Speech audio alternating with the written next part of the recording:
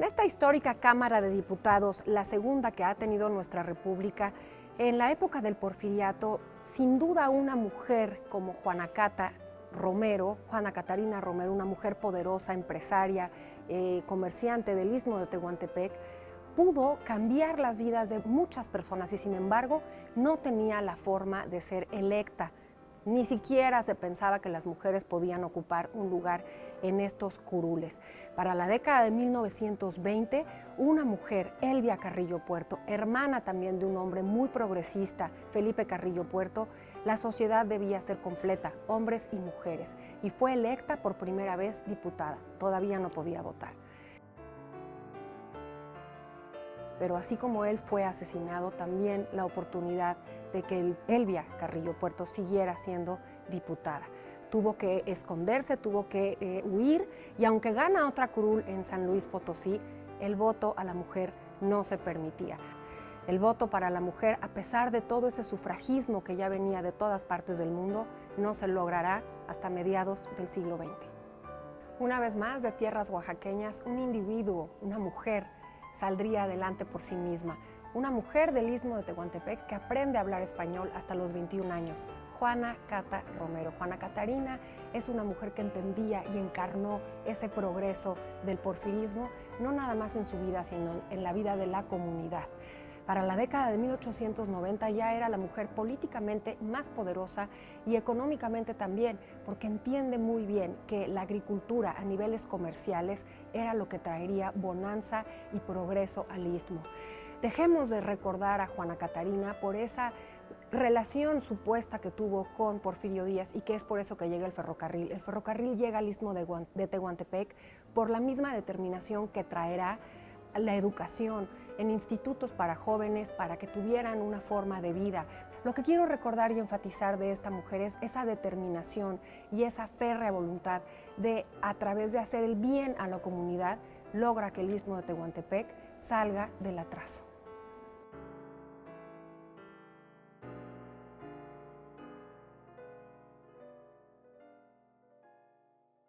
Y es un gusto estar de regreso aquí ya en el estudio, porque vamos a hablar de una mujer importantísima en ese porfiriato, en ese momento en que el rostro de México cambiará de lo rural a lo moderno, o ese fue el intento. Juana Catarina Romero, Juana Cata. Y me acompaña un entrañable amigo, historiador, abogado, Ángel Gilberto Adame, que además ha sido muy puntual en hablar de mujeres. Te agradezco tanto en estar conmigo. Gracias. Un placer, querida Isabel, tanto estar contigo como estar aquí en mi querida universidad. Me encanta. Juana Cata Romero. Platicábamos en el corte que hemos encontrado una similitud con esta leyenda negra almibarada que se ha hecho alrededor de esta mujer, igual que le pasó a la Güera Rodríguez, que porque fue amante Juana Cata de Porfirio Díaz. Y fue tal el enamoramiento de los dos que entonces el ferrocarril pasará enfrente de su tienda. Está realmente desdibujada, no está realmente contada la historia o esas puntadas que ella da en ese siglo XIX, nace muy temprano en el siglo y tendrá la oportunidad de ser una mujer que a los 30 años es alfabetizada y se convertirá en una mujer de comercio, una mujer ilustrada, una mujer que por ella misma y por sus medios se convertirá en una comerciante muy destacada y sí conoce a un muy joven Porfirio Díaz justo en Tehuantepec. Pero quitemos esos velos de esta historia. Sí, yo creo que tienes razón, Isabel, hacíamos el símil con ella y la Güera Rodríguez, que a diferencia de otras mujeres del siglo XIX, la historiografía las ha abordado a partir de mitos y leyendas. No es una mujer olvidada, no es una mujer que no tenga textos sobre el tema, al contrario, hay varios textos importantes, pero siempre teniendo en cuenta estos velos, estas historias. Te decía yo que entre las referencias que encontré una, además del amante de Porfirio Díaz, entre otros mitos, la mujer que le servía tlayudas a Porfirio Díaz, tenía muchísima raíz, la manera de abordarla. Y sí, tienes toda la razón, es una mujer que destaca, mestiza, que nace a los primeros 15 años después de que logramos la independencia, que a los 30 años no sabe leer y escribir, y se vuelve un referente de la historia del Istmo de Tehuantepec por sus propios méritos. Es una mujer de poder, es una mujer que además de comercio sabe entender los entretelones políticos, porque en esa manera su éxito financiero y económico va de la mano de entender eso. Claro, por supuesto. Y es a lo que me refiero cuando la nombro como una mujer ilustrada, porque es una mujer que no nada más se educa, se alfabetiza, sino que se adhiere a esas leyes, importantísimo decirlo, y a esas estructuras políticas que no se esperaba que una mujer estuviera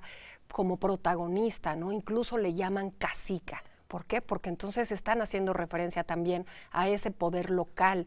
No es fácil el estado de Oaxaca, son muchísimas etnias, muchísimos usos y costumbres, y que una mujer haya destacado en ese ámbito local y en el ámbito federal, porque incluso tuvo reconocimientos a nivel internacional con su actividad económica. Sí, sin lugar a dudas. El mero hecho de repasar en las entradas de la hemeroteca digital su nombre, o sea, hay muchísimos resultados en periódicos ya no solo regionales, nacionales, lo cual de entrada la vuelve un referente de información, porque la mujer en el siglo XIX estaba totalmente invisibilizada.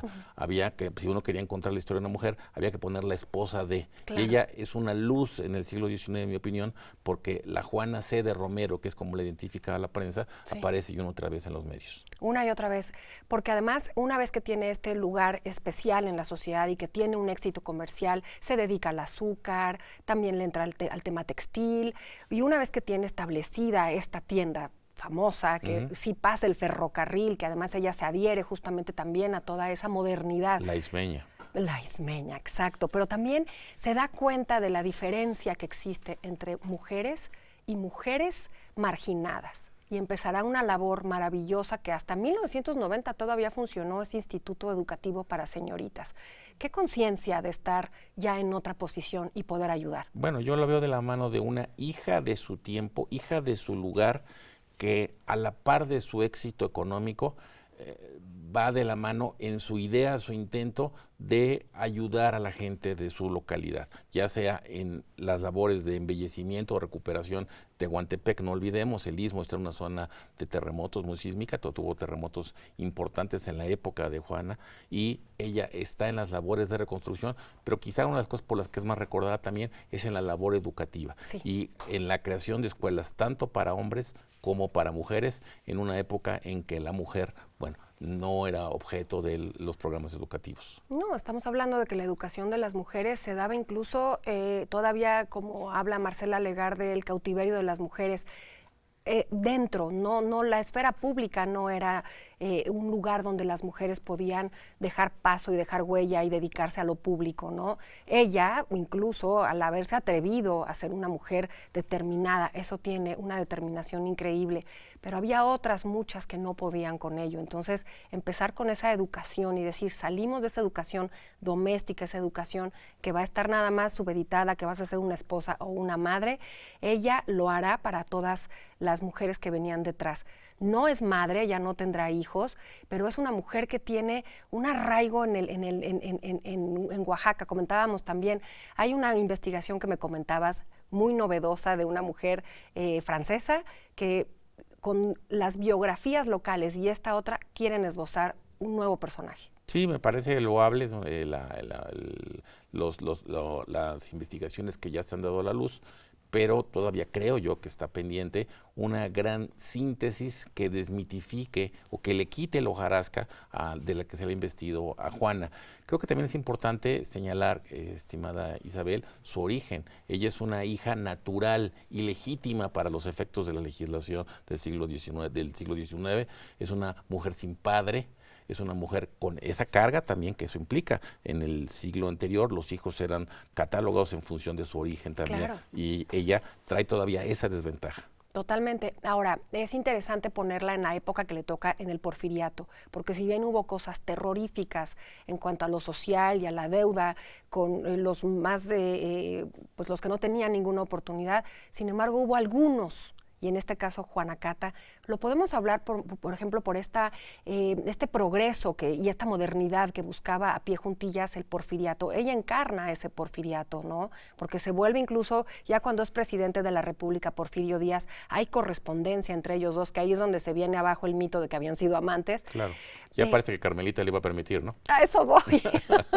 Era realmente impensable, ¿no? Claro. Lo que sí me doy cuenta es que ella encarna justamente ese progreso y esa modernidad que buscaba Porfirio. De hecho, muere en uno de esos viajes hacia Veracruz en el ferrocarril porque siempre estaba buscando mercancías nuevas, cosas nuevas para lograr progreso y bienestar. Es correcto, es decir, ella encarna a cabalidad el lema del porfirismo, el orden y progreso. Me parece un ejemplo de una mujer científica desde el punto de vista de lo que eso representaba, muy amiga de Rosendo Pineda, el gran fundador del grupo científico. Sí. Y es una mujer que sí, que encarna esos valores del porfirismo, que sabe entenderlos, que crece económicamente y a la vez está buscando la modernización, entendida como esta modernización que buscaba el porfirismo, de la zona del Istmo. Y una zona maravillosa, se nos está terminando el tiempo, pero me gustaría abordar un tema que es esta femineidad. Ella no está peleada con esta femineidad. Ella incluso buscará también darle difusión a la cultura de la mujer ismeña, estas tehuanas maravillosas. Incluso hay un traje que está diseñado por ella, también por su fabricación. ¿Qué personaje más fantástico? Una última reflexión, querido. Bueno, me parece un personaje extraordinario. Por más que descubrir, pintarla de carne y hueso, está a la espera de una pluma inteligente que lo haga, y me parece además un personaje que nos ayuda a entender los orígenes y fines del porfirismo. Absolutamente de acuerdo. Muchísimas gracias, querido Ángel Gilberto Adame, por habernos acompañado. Esta mujer, sin duda, con las puntadas que da en ese porfiriato, nos ayuda a comprender y a visibilizar que las mujeres no nada más estuvieron en ese mundo doméstico, sino que también tuvieron una participación en la vida pública. Juana Cata Romero es sin duda una hija de la historia. Acompáñenme entonces a ver una cápsula para encontrar todos esos detalles de su vida y de lo que aporta a nuestra sociedad. Ubicamos a Juana Cata Romero en pleno siglo XIX, cuando en el resto del mundo las mujeres adquirían cierta capacidad de protagonismo. Mary Wollstonecraft publica su Vindicación de los Derechos de la Mujer en respuesta a los conceptos machistas del Emilio, de Rousseau. En Estados Unidos, Susan Anthony funda una liga de mujeres para la liberación de esclavos y lucha por el voto femenino. En nuestro país, la mujer aún entrenada para la familia o para el claustro ya ha producido a una intelectual que sigue siendo el mayor poeta de América Latina, Sor Juana Inés de la Cruz, que Octavio Paz considera un fenómeno mayor. En México, son años marcados por la ausencia de oportunidades para la mujer en la sociedad, menos aún en la vida comercial y empresarial, por lo que es comprensible y hasta justificable que nadie se molestara en investigar a fondo quién era doña Juana Cata y cuáles podían ser sus méritos. Oaxaca siempre ha sido distinguido por su capacidad creadora, la bravura de su gente, su temple cultural y su agudeza, la capacidad de mando de las juchitecas, la fuerza de voz en el mercado, su habilidad para exhibir sus productos y hacerlos valer. Yo soy la que soy. Es muy difícil que entre las juchitecas haya una sola dejada. Al contrario, las mujeres se imponen, imposible no verlas, no solo por la belleza de sus atuendos, sino por la fortaleza de su postura y su capacidad de protesta. Las oaxaqueñas son de armas tomar.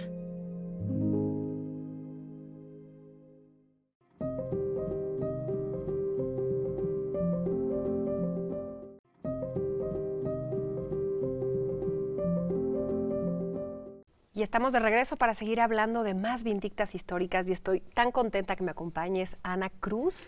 Mucho gusto. Muchas gracias por la invitación, Isabel. Muy, muy contenta de estar aquí. Gracias. Y hablar de una mujer importantísima en ese siglo XX que las mujeres tomamos finalmente. Elvia Carrillo Puerto, muy conocida la historia del hermano de Felipe Carrillo Puerto, y sin embargo no entendemos la convicción que tenía esta mujer sobre unas ideas que hoy en día afortunadamente muchas ya tenemos por sentadas, pero hablar de una mujer que nace en un estado como Yucatán, finales del siglo XIX, pero su actividad será a principios de ese tumultuoso siglo XX, Ana. Fíjate que una mujer de larga trayectoria, yo creo que es de las mujeres que inician en la Revolución y terminan posteriormente, o sea, Elvia es un caso excepcional, yo creo. Tú y yo que conocemos muchos casos excepcionales de mujeres en la historia, Elvia sí merece de veras un capítulo importante y especial en la historia. Ella tiene una trayectoria muy larga como activista, desde muy joven, con unas convicciones realmente muy férreas y claro, alentada también por Felipe Carrillo Puerto, que es un personaje de la historia extraordinario. Por supuesto, porque lo que podemos ver de su infancia es que ella asiste a una escuela secular. Ella siempre dirá que la religión debe ser algo muy aparte de la educación, porque eso hacía que las mujeres y los hombres estuvieran también atrasados de alguna manera. Pero cuando ella asiste a una escuela secular, lo hace en una escuela donde la población es principalmente maya.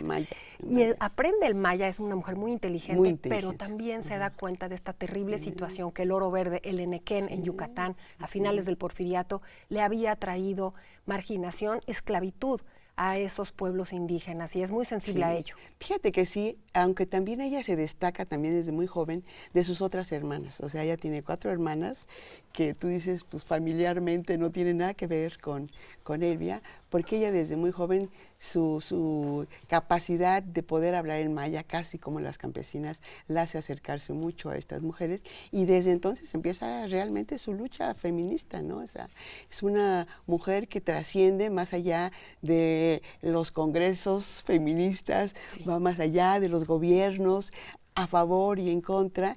Y bueno, finalmente yo creo que consolida su lucha cuando Felipe Carrillo Puerto llega a la gobernatura, pero suena como que qué fácil, ¿no? O sea, llegó el hermano y les proporcionó el espacio a las mujeres, pero había una larga lucha, una larga preparación, además de no solo de Elvia, sino de Beatriz Peniche y de Rita Tzvé. Entonces, pues todo esto, creo que Yucatán también es un estado que no por nada ha tenido varias gobernadoras. Así es. O sea, en uno de mis proyectos justo lo planteo así, de que la historia no es gratuita, o sea, la historia es trascendente y el hecho de que haya existido Elvia y hayan existido otras 2 mujeres que se postularon como diputadas hace que de alguna manera Yucatán sea un estado progresista en ciertos aspectos, aunque conservador en otros. Claro, pero con esa sensibilidad y esas mujeres, Elvia se casa muy joven, enviuda muy joven y es una mujer que al tener la viudez era muy connotado el saber que las viudas tenían, digamos, una vida mucho más fácil, digamos, permítanme el término, pero entonces cuando estas ideas socialistas, más allá de política o no, lo que buscaba era esa igualdad, que una mujer pudiera ser propietaria, que una mujer pudiera divorciarse, que una mujer tuviera, lo que también decía Hermila Galindo, ¿no? Que fuera dueña de su cuerpo y de sus decisiones. Yo creo que esos fueron los pilares, ¿no? Pilares del feminismo. Totalmente, ¿no? Y además la ciudadanía, no se podía votar. Estamos conmemorando los 70 años del sufragio femenino. Ella lo alcanza a ver porque sí vivirá siempre con esa convicción, pero lo que pasa con su hermano le ayuda porque sí será la primer mujer diputada en funciones por el estado de Yucatán y sin embargo dura nada más 2 años puesto que es asesinado. Toda esta historia de Alma Reed y que le da visibilidad, es hermosa también. Es hermosa. Y también es una mujer, una periodista, ¿no? Y que además es muy amiga de Elvia, o sea, de hecho las cartas las recupera gracias a Elvia. Pero ahí yo también quería hacer una mención y siempre hablamos de que Felipe ayuda a Elvia y de que el gobernador ayuda a las mujeres. Y sí, por supuesto que sí. Pero también yo creo que Elvia fue una gran inspiración para Felipe Carrillo Puerto. Estoy de acuerdo. O sea, aparentemente no, o sea, ella era la hermana menor, o sea, Felipe era el hermano mayor, pero yo creo que fue una gran inspiración, o sea, Felipe quizá no hubiera volteado a ver los derechos de las mujeres de la misma manera que lo hizo si no hubiera existido Elvia, si Elvia no le hubiera dicho al hermano y no lo hubiera contagiado de este entusiasmo y de todo el conocimiento que ella tenía, porque fue una mujer que sí se preparó muchísimo y que tuvo grandes maestros y grandes lecturas. Eso grandes lecturas, porque justo lo vamos tenemos un poquito de tiempo antes de irnos a una cápsula, pero lo que yo quiero enfatizar es las lecturas a las que ella tiene acceso.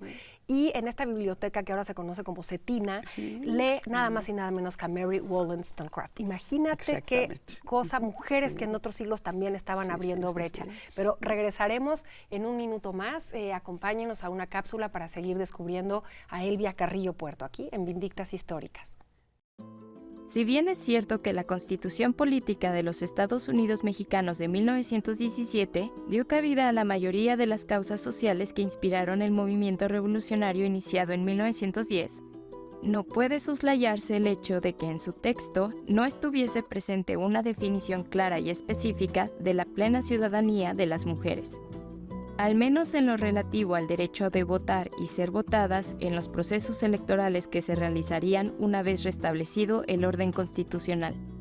La mencionada omisión no puede atribuirse a un mero descuido de los constituyentes, dado que en México, como en muchas otras naciones, numerosas activistas pugnaban por el reconocimiento de la igualdad del hombre y la mujer ante la ley.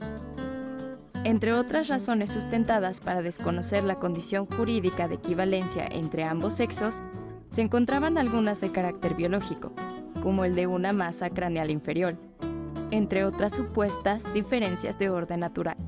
En el aspecto social, se aducía que los roles masculino y femenino estaban determinados por la diferenciación entre dos esferas, lo público masculino y lo privado femenino, e incluso entraron en la discusión motivaciones ideológicas, como la pretendida influencia del clero en la población femenina, lo que daría como resultado el triunfo de las ideas conservadoras y contrarrevolucionarias en los comicios. Estamos de regreso visibilizando con Ana Cruz, una mujer importante, Elvia Carrillo Puerto, y nos quedamos en esa formación de mujeres que buscaban esa participación. Evidentemente no estaba por sentado que tuvieran una vida pública, no, pero no era ni siquiera para nada. Y ella logra con escribir en estas revistas que ya estaban haciéndose cada vez más populares, había grupos, había ya las mujeres organizándose, sufragistas organizándose. Ana, cuéntanos. Y muy importante, fíjate que yo creo que fue la revista de justamente de Cetina, ¿no? Esta de las Siempre Vivas, yo creo que fue importantísima para difundir las ideas, para conocerse entre ellas. A veces hasta de manera codificada se mandaban mensajes a través de la revista y a veces, por supuesto, con seudónimos, porque no podían escribir con sus propios nombres, ¿no? Entonces yo creo que fue algo muy importante, no solo en el caso de Elvia, sino en general en las mujeres de la Revolución y en las mujeres posteriores sufragistas, esta capacidad de poder escribir y poder plasmar sus ideas de una manera más tajante. Ahora, lo que a mí me parece importante también de Elvia es que realmente sienta las bases para la educación de las mujeres, para el manejo, la decisión del cuerpo de las mujeres, y bueno, finalmente tiene la inteligencia y la sensibilidad política para darse cuenta de que realmente el voto, el sufragio sería lo que unificaría todos los criterios. Absolutamente, porque imagínate que tú ves pasar la Constitución, una Constitución tan moderna, tan que Ermila Galindo y muchas otras le mandan puntos a ese Congreso Constituyente en Querétaro esos 2 meses y la mujer no está puesta. Y en este debate, es que mexicanos somos todos, decía Venustiano Carranza.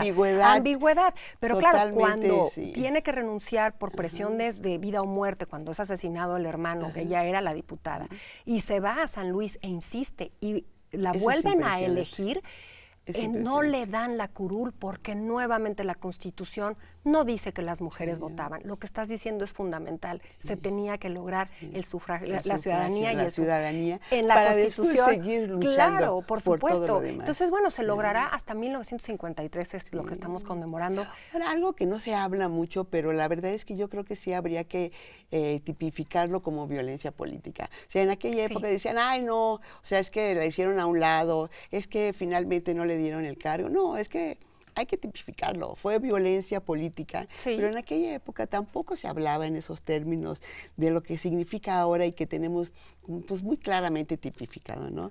Pero fue ella víctima de violencia, o sea, familiar, social, económica, o sea, le retiraron todas sus propiedades, le quitaron todo, se tuvo que venir a la Ciudad de México y bueno, y siguió luchando, o sea, siguió luchando, eso es admirable. Admirable, una convicción férrea. Sí, una convicción. Y Sí, esto es importante porque cuando pensaría uno, ya se le cierran todas las puertas, ella dejará de ser esta mujer activista por estos derechos. Incluso muchas mujeres le dan la espalda porque la consideran muy radical, cosas que ahora estamos todavía luchando, ¿no? Exacto, apenas retomando. Apenas retomando. Y bueno, puedo pensar en Eufrosina Cruz, que tampoco gana la curul, ¿no?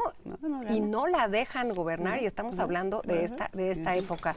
Y sin embargo, ella no quitará el dedo del renglón. Algunos gobiernos postrevolucionarios le apoyan, digamos, como ideológicamente hablando, pero tampoco tenemos claro en nuestra historia este paso tan importante que estaba dando Elvia.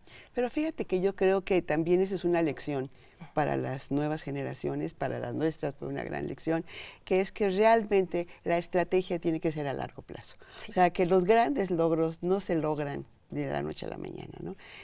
Cuando hice Sufragistas, las inglesas, tuve la oportunidad de presentar mi película junto con las sufragistas inglesas, ¿no? Y justo decían las inglesas, no, nos faltan otros 100 años, Ana, para poder consolidar esto que logramos en el sufragio, pero para poderlo consolidar de verdad en las mentes, en los corazones de todos, ¿no? De todos. Y yo digo que esa es la lección de Elvia, o sea, nunca se rindió, siguió adelante, a pesar de la adversidad, y también se lo planteó mucho mis alumnas, a las jóvenes, claro. ¿no? Digo, si es que no hay que doblarse, hay que seguir. No, me encanta, y podría yo seguir platicando contigo muchísimo, se nos acaba el tiempo. Ana, muchísimas gracias por haber estado con nosotros aquí en Vindictas Históricas, y además rescatar esta posición férrea al grado mismo que le llamaban la monja roja del Mayab, por esas convicciones y por esa, digamos, esa participación férrea que siempre tuvo. Es una perseverante, es una perseverante de la vida,